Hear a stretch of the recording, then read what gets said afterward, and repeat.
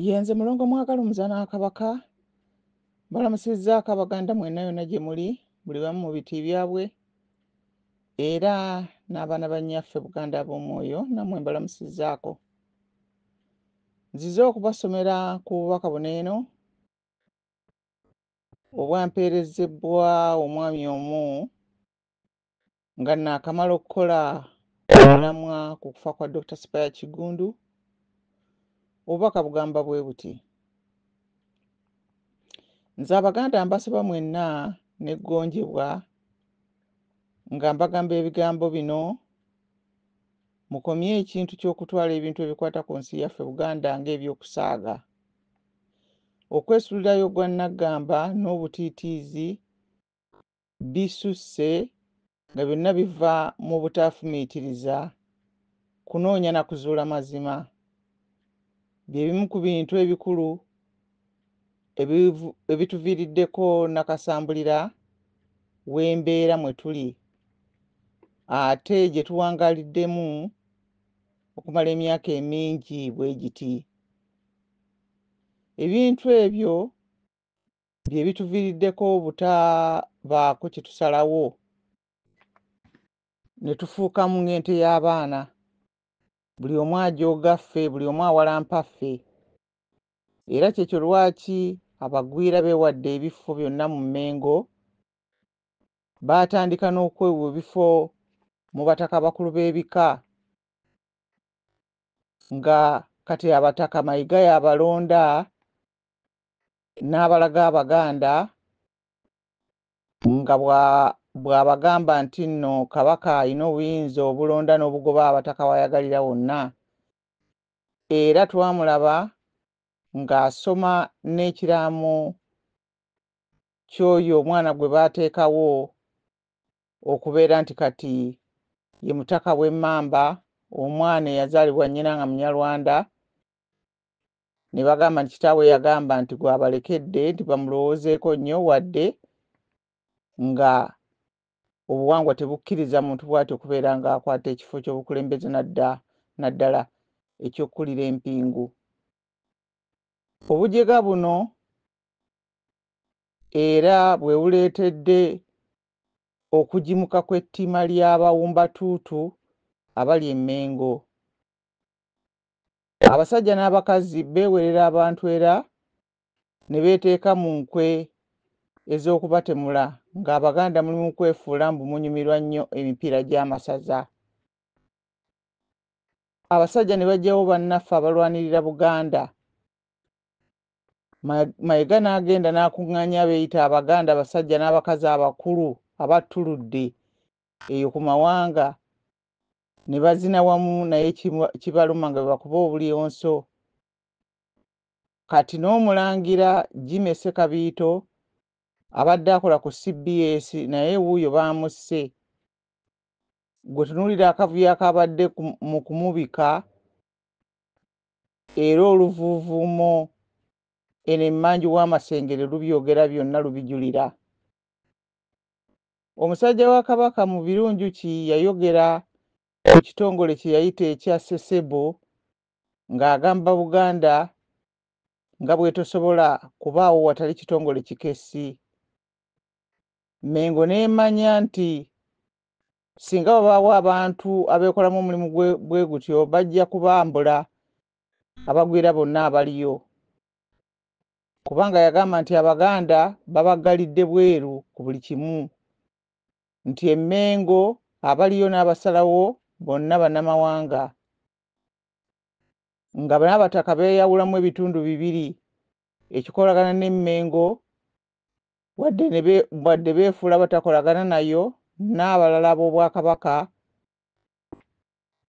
abakolagana n'Obwakabaka. Weegendereza abantu abatata buzindaalo obagoberere n'emirimu gyabwe gye bakola. Bannange munansonyiwako ebintu biri mu buwandiike bwa mukono gwa ngalo gwa peeni. Naye obubaka bugenda mu maaso. Naye yaleka atuwadde obukessi n'atubuulira ku kabinja Mayiga ke yakola ak'okulumbira n'okutta abantu aboogera ku Bwakabaka, era bw'ayita Mbale ye yennyini ne bamutta ne bamuggyawo. Musinze okwesiba ku bintu by'okuvumagana n'okusaagirira nga bannaffe batemulwa, ng'ettaka liwambibwa, ng'ensi omulaba agitadde mu lusuubo wamu nayo n'obutonde bwonna obugirimu. Bw'atyo ne Dr. John Bosco Spaya Kiggundu bwe baamutta ne babatimba bbula nga basinziira ku ebyo bye musinga okunyumirwa mbu yafiiriddemu bwenzi mu loogi. N'ebikwata ku kifo wennyini awaakolebwa obulumbaganyi ku musawo ono baabifulumya kwosajjo, so nga bino biteekwa okufumirawo nga poliisi tennava na mu kifo, balyoke batugambe nti baamusanze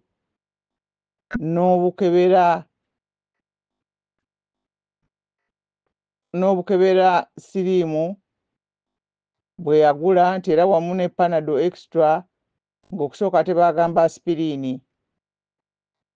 Mbwe essimu omugenzi yagiggyako ng'omuwala ayingidde mu kisenge, ate luli baagamba yagiggyirako mu ddwaliro ng'agenze okulongoosa abalwadde. Ate nga nakizibu omuntu okugenda ku appointment okuggyako essimu. Ye ate katugambe nti omusawo yali akyazizza omukazi mu guest house, era omukazi n'ajja. Ne kitegeezebwa nti ekyamuleese kyali kiwedde. Kati kyava amuleka nga yeebase nga n'oluggi luggule, oba yamubalekera nga luggule bamuzuule mangu oba adduke mangu. Ye bagamba batya nti omukazi baali boogeraganya ku ssimu era nga bakasinkana emirundi egiwera, naye ng'abatwalidde ebbanga ddene okumanya y'ani ne wa waali. Ate n'ekintu ekyabannamawulire b'Emmengo nga kw'otadde n'abooluganda okubawulira nga banenya era nga n'obunyiivu banyiivu eri abantu aboogera ku nfa y'omugenzi, ekyo kiraga ki? Lwaki nga banyiiga? Ne Dr. Spaya Ssentongo muganda w'omugenzi okugamba abantu nti Dr. Kiggundu yali talina nkolagana na Charles Peter Mayiga, mbu yamuyita buyisi okuggulawo eddwaliro lye, ekyo nakyo kya bulimba. Eddwaliro lya Enrob liri Lweza ku Lwentebe nga ne Mayiga gy'abeera. Abantu bonna ababeera mu kitundu ekyo babadde bamanyi bulungi omusawo oyo, kubanga abadde musawo w'abantu. Nsonyiwa nga eddwaliro eri mu mulirwano abantu bonna lye beeyunira, erikola emisana ate nga likola n'ekiro. Kizibu okubaawo abantu abamanya mu kitundu ekyo abatamanyiganye, ate nga Dr. Kiggundu abadde awanga ambulensi ze ne first aid okuweereza ku mikolo gy'Obwakabaka. Ate Dokita abadde asibuka Masaka mu bitundu ebirinaanye Kimaanya, w'oyita okutuuka e Kabonera Mayiga gy'agamba gy'ava. Bw'etyo ebbaluwa ya munnaffe bwe yagambye, olw'okubanga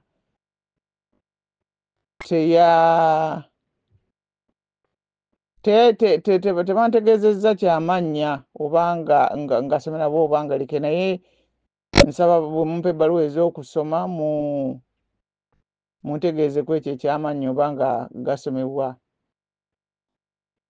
ndeke kubaako kyenkola nga kirimu kwegamba nga si kyekituufu. Kati nga maze okuwulira ebyo nange kannyongereko bino. Ate mmanyi omulala abadde ava e Kimaanya Masaka, kubanga nawuliraawo nga bwe baali nga abantu boogera ku Mulangira Jimmy Ssekabiito eyali akola ku CBS, yasalira ennaku eziyisaawo, nga nakyo kyali mu ngeri etategeerekeka kubanga amawulire gajjanga ganjawulo, nga boogera ku kyalo ekyo Kimaanya nti gye yasomera yawaddewo banna abaasoma naye mu bitundu ebyo nga bamuwandiikako nga bamwogerako. Naye kwegamba nga Ssekabiito yasembayo okuweereza amawulire agaali ag'ensasagge yali esemba bule ku ssaawa 3 ez'akawungeezi. Kwegamba ensasagge yali wakati wa Honorable Theodore Ssekikubo ne munnamagye Rwashande omwafiira n'omuvubuka etegeekako erya Sembuusi ndowooza lye linnya. Kati ng'amawulire agamu gaali gagamba nti yawambibwa abantu abataamanyika. Omulangira oyo nti oluvannyuma omubiri gwe ne gusangibwa mu ddwaliro e Lubaga.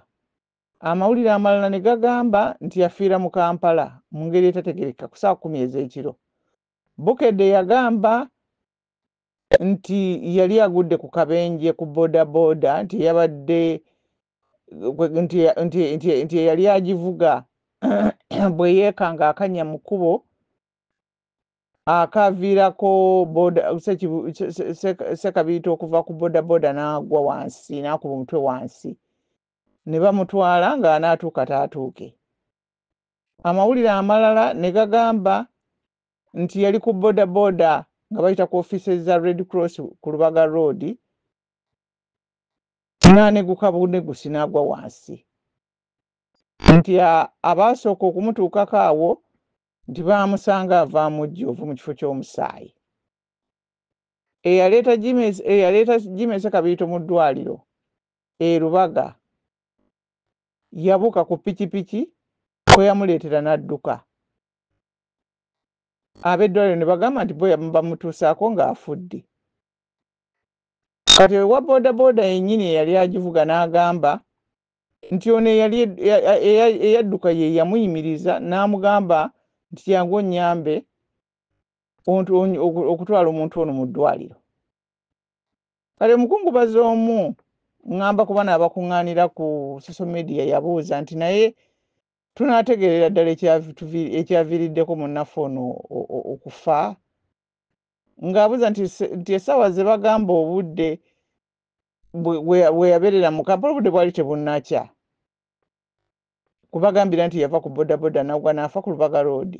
Ne bamugamba nti yali alagawa. Bali abalala bagamba nti yali avudde Masaka ng'agenda ku mbaga ya mukwano gwe e Lubaga mu gundi mu Kereziya. Abalala ne bagamba nti yali ava Sembule. Ow'Essembule n'agamba nti yamusiibula ng'agenda naye n'amugamba nti ajja mumutegeeza era nti n'amukubira essimu ku ssaawa 10 ng'atuuse ng'ali bulungi. Agenda okulya oluvannyuma nti oli afudde. Kwegamba oli n'abuuza nti emmise yali agenda Lubaga essaawa eyo embaga yali etandika ssaawa 10 za kiro. Emmisa yali etandika ssaawa ezo. Naaga ye lwaki yajja ng'amusitudde ate nga yafudde nga bamu beebuuza n'okwebuuza nti naye omuntu afudde asobola okutambulira ku boodabooda basobola omutambulizaako. Ne babuuza CCTV gano amakamera agagira Nankani agalaba amakubo ag'eddwaliro n'aga poliisi n'eza Red Cross zo ziraga ki? Ne babuuza nti ebintu bye yava nabyo e Buddu rikooda n'ebirala byonna byakozesanga munnamawulire byatambula nabyo yali atambudde buggo. Omuntu yali ava gy'avudde oba yali ava Sembabule yali talina bintu bye yali atambula nabyo. Egundi e Lubaga mu ddwaliro baamutuusayo na ssimu yokka. Kale nno ne kiba nti nno ebibuuzo byabadde bingi era ng'ebintu byabaddemu nabyo amatankane mangi. Ate ne ku luno famire era yali nkambwe wamu n'amawulire ga BBS ku nsonga z'abantu abasaba okumanya ddala kiki ekyatta munnamawulire oyo omulangira Sekabiito. Era nga naye bamwogerako nti yali muntu w'abantu eyisa obulungi mu banne. Kaakati naye ne famire negamba nti nabo abantu ababuuza ebyamutta baali mu ssamwasamwa kubungeesa ŋŋambo kalebule okwo kwogata olumira okwegamba olw'ekika bwe kiti oluweebuula abakungubazi. Namwandu n'agamba nti nawakanya era asazaamu amawulire avumirira abayogera ebyo bye boogera. Agamba nti bba yalina omutima ogumutawaanya mbu nga gwagejja. Naye jjukira nti ne Dr. Kigundu bagamba nti yalina pressure mbu ate nga alina n'obuzibu ku mutima. Ate oluvannyuma ne bagamba nti omutima gwali tegufunye bufunyi musaayi kw'olwo. naye family tetuzinenya weewaawo kubanga batugamba nti waliwo abaziwa ebyokwogera ensonda ezimu zoogera ekyo nti baziwa ebyokwogera kati kitale nnyo ekyabannaffe bano ate kitale ekya Mmengo okubeera ng'ekola ebikolobero ku Buganda ne bwe kibanga abantu babakisubiriza kubanga byo ebyafaayo bya Mmengo biri bwe bityo okuviira ddala ku Apollo Kaggwa lwe yatemula Ssekabaka Mwanga II ate kitalo nti Abaganda bino byonna babiwulira naye ne batabaako wadde ekitono kye bakola wadde ekyangu ennyo ng'okuboola abantu abo bagambibwa okubeera mu nkwe z'ettima lino kati ate mpozi nekyenyiza okwogerako ekirala okwongera ku kino kyekya ebirala ebyafulumye byabadde lunaku lwajjo lwakwosajjo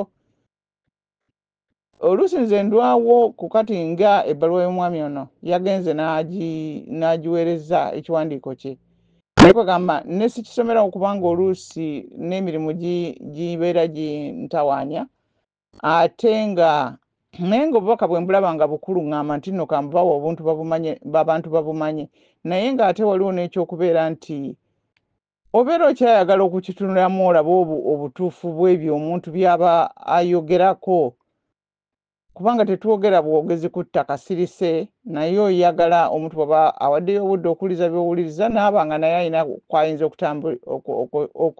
okutandikira okuzimba endowooza eyiye kubanga bye twawulidde kati jjo poliisi okubeera nti yafuna omukazi eyagambibwa okusembayo okubeera ne Dr. Kigundu mu guest house ate nabyo byatulese nga tugamba nti kwega kiki ekigenda mu maaso tuli luddawa kati ebifaananyi bya kamera ebyo ebya CCTV ebyazuulibwa abasirikale byalaga Dr. Kigundu ng'ayingira mu kifo ku ssaawa 10:02 ez'olweggulo nga baga nti ng'alina amacupa g'amazzi 2 n'akacungwa ate oluvannyuma bagamba nti yalina amacupa g'amazzi kwegamba ecupa y'amazzi n'akacungwa okusooka bagamba nti 2 oluvannyuma ne boogera nti mazzi kweganga baga nti buwera naye nga tebatuwadde muwendo ne baga nti bwali 2 n'akacungwa kwegamba ng'ebintu si bitebenkevu bulungi nnyo na bino ebyabadde byogerwa nga wayiseewo ebbanga lino nnaku mmeka wiiki 2 bagamba nga wayise eddakiika nga 25 omukyalo ono gwe baakwata bagamba nga ye Eva Mbabazi nga wayise eddakiika 25 yalabika ng'ayingira mu kisenge kye kimu ekyo dokita mwe yali ayingidde bannyonnyolawo eyambadde essaati njeru bulawuzi jaketi enzirugavu ng'asitudde n'ensawo enzirugavu ng'ayita mu mulyango gwe gumu ogw'emmanju n'oli dokita mwe yayita naye ate mu bifaananyi byenniini ebyatambula ebyo ebya CCTV ku mitimbagano byali biraga omuwala ng'ali mu kiteeteeyi baalaze akakyala nga katini oli omuwala yali munene ng'aliko n'obutuuliro ng'olaba omuwala nga mukazi awera kaakati ne bagamba nti ekifaananyi oluvannyuma kyalaga omukazi ng'ayita mu mulyango gwe gumu ogw'emabega ng'ayogera ku ssimu oluvannyuma yayingidde kati kimulaga ng'era ayita mu mulyango ogwo ng'afuluma ng'asitudde ensawo enzirugavu naye ate luli baatugamba nti yafuluma n'ensawo gy'ataayingira nayo kaakati ne wabaawo oyo omusirikale Patrick Onyango yakakasizza okukwatibwa kw'omukyalo oyo nga bagamba nti bamukwatidde Ssettamukono abalala bagambye nti bamukwatidde Mbalala nga gye yeekukumye kaakati n'olwo olunaku CCTV lwekulaga bwe byaliwo ye Juni 22 Dr. Kigundu olunaku lwafiirako kati nno omukyala ne balyoka bamutwala ku poliisi y'e Kajjansi okumubuuza ebibuuzo kati ensonda eza poliisi ne zitegeeza nti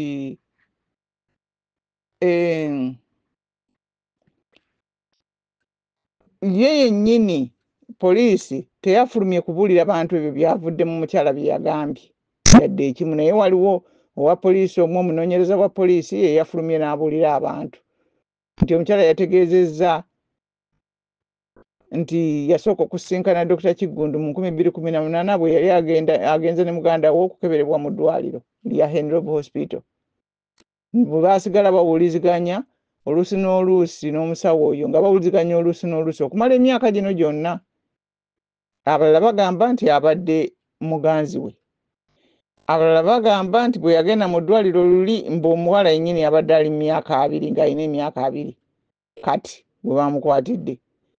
Ate nti yamusinkana mu 2018 nti ne basigala nga babuliziganya abalala ne babuuza nti yalina emyaka 13 ku olwo kwega yali muntu muto nnyo bw'atyo kwega ng'ebintu byonna birimu vulugu. Agamba nti bw'atuuka mu ddwaliro omukyala ono yalaba amacupa 2 ag'amazzi n'alaba n'eccupa y'akacungwa enyweko n'alaba n'ebikozesebwa mu kukebera akawuka ka siriimu. Kakati ne weewuunya ate ye omukyala yennyini bw'atuuka munda n'asanga ebikozesebwa ku kukebera siriimu nga bitudde awo ku mmeeza. Kwega ebintu ebimu tebitegeerekeka. Omuntu olutuuka mu kisenge ng'aggyayo ebikeerebwa nga ne gwagenda okusingana tannamulaba ng'abissa ku mmeeza. Kati okusinziira ku ebyo bye yayogedde ate n'ekirala nti simanyi naye bano tebaayogedde nti nno omusawo yayingirawo n'ensawo yonna erimu ebintu ebirala okuggyako obucupa bw'amazzi obwo bubiri bwe baagamba so nga ate oluvannyuma baagamba nti ate yalina ne perfume naye bali baalaba bucupa bw'amazzi bwokka. Kati okusinziira ku ebyo byayogedde poliisi yakola fayiro n'egiweereza ew'omuwabi wa gavumenti asalawo misango ki gye babeera bavunaana omuntu. Gwe mulundi gwe tusoose okuwulira ku poliisi ye Uganda ng'emala okwebuza okukwata omuntu. Kati ojja kusanga ndowooza ng'omuwaabi wa gavumenti ono weeyo mu bitundu byabwe nga si Muganda kubanga kati bwe tibikyalina kwekweka by'ebintu ebigenda mu maaso. Kaakati ne Mwami Onyongo naye weeyo gy'ava ne Lukusimanyi Oweyesigire nga abakulu ba poliisi abali ku musango. Kaakati bonnaffe Kigundu n'ensonga eri mu ambush abantu bonna abagiriko tekuli Muganda ayinza kufaayo n'agamba nti leka tulabe ekyabaddewo. Era kigambibwa nti poliisi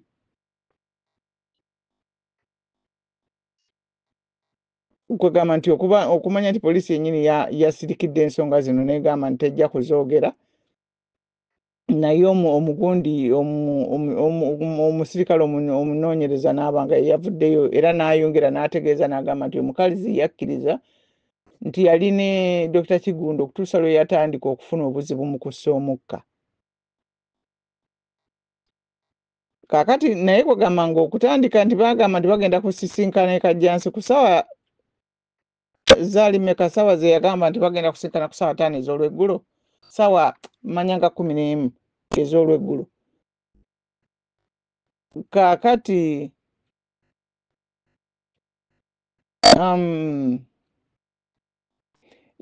omukyala oyo Eva Mbabazi yagamba nti baamala eddakiika nga 3 nga bali wamu ne Dr. Kigundu.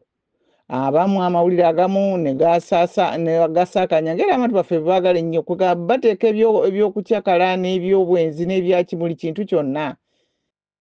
Si buli mukazi asisinkana omusajja nti oba ne bw'aba musinkane mulooja abantu basisinkanamu nnyo okwogera ku nsonga ez'amakulu oba n'okuba nti omuntu ayinza n'okutegayo obutego kubanga era badde bakyogera nti abakazi bangi abasindikibwa ne basanga abasajja mu bifo eby'enjawulo ne babakolako obulabe. Kati yagamba nti zaali eddakiika 3 omukazi ng'ali ne Dr. Kigundu yagenda okulaba ng'atandise okuwulira obuzibu bw'okussa omukka ng'amulaba alina obuzibu bw'okussa omukka nti n'agezaako okumubuuza ekyali kimutuuseeko naye mbu teyamuddamu. N'abeerawo ng'amulaba nga tali bulungi naye n'agumiikiriza n'alinda ng'alowooza nti nno oba anaatereera. Mbu ye n'alowooza nti ndowooza ayina ensimbu ekwata etyo butassa bulungi. Kwegyo emyaka omukazi gye bagamba ate oluvannyuma bagenda nti ate oluvannyuma ayina 31. Kwegyo emyaka omuntu aba tamanyi ensimbu bw'ebeera.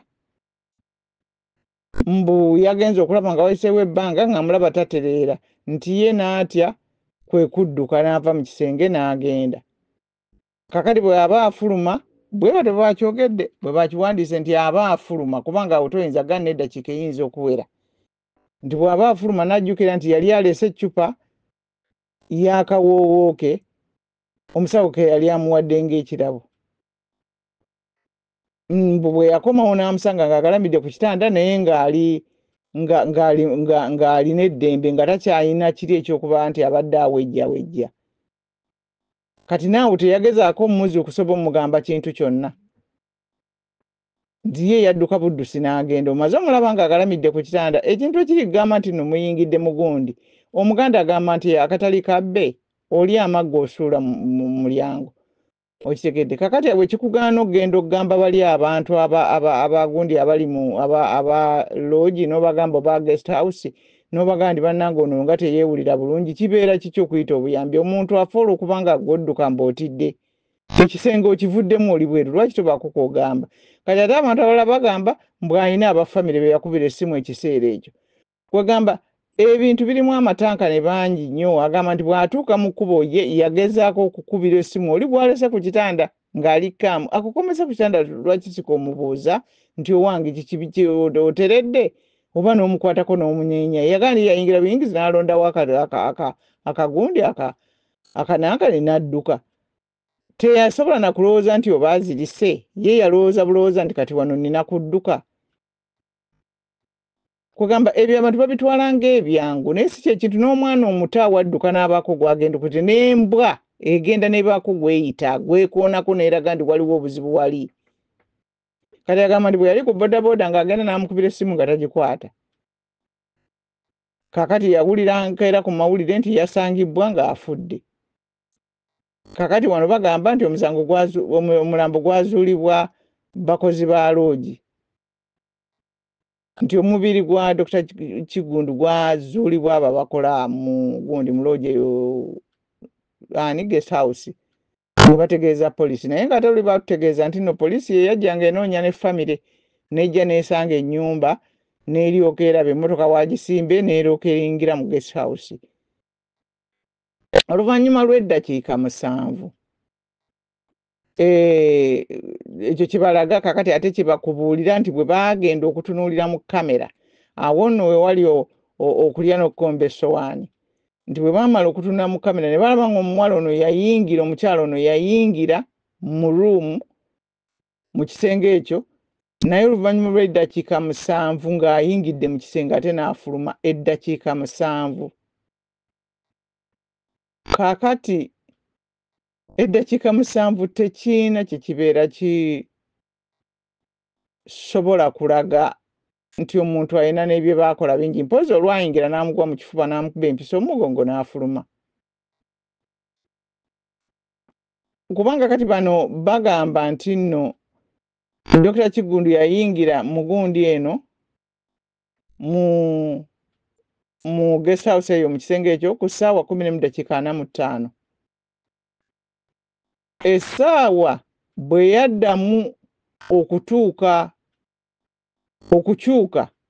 eve mu ssaawa 11 egende mu ssaawa 12 yamusanga mufu. Kwega nti mu ddakiika 15 kuva bwe yayingira yali amaze okufa. Bano bwe bagamba kubanga omukyala yali afulumye yayingira mu ssaawa ku gundi ku ssaawa 7. Ekyo ekintu kibeera kizibu nnyo.